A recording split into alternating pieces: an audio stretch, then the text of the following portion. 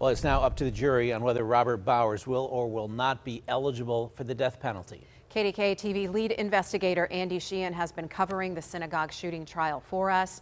He has the latest developments.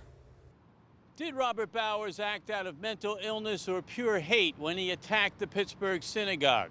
A jury must now answer that question in deciding whether he is eligible for the death penalty.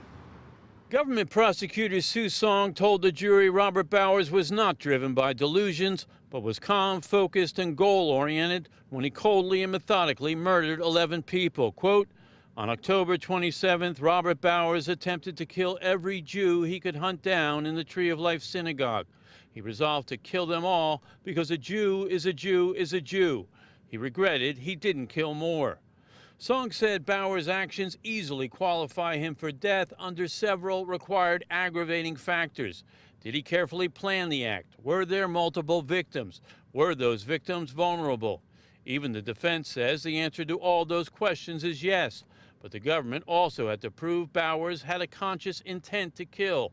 While it may seem apparent that Bowers intended to kill his victims, the defense has argued Bowers is mentally ill and so could not form true intent.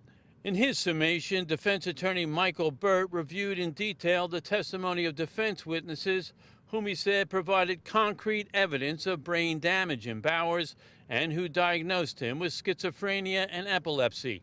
Burt said Bowers' mental disease led him to embrace a delusional anti-Semitic belief system. Quote, that delusional belief system took over his thinking and made him incapable of doing anything outside the aims of that delusional belief system, Burt said.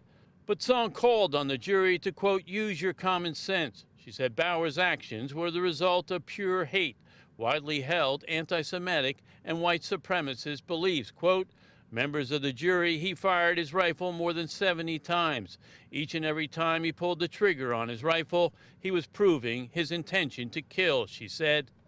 Now, the decision is now in the hands of the jury, who have gone home for the day. They'll return tomorrow morning to continue their deliberations. If they decide Bowers is eligible for the death penalty, the trial will move into the final sentencing phase. Reporting at the U.S. Courthouse downtown, Andy Sheehan, KDKA News.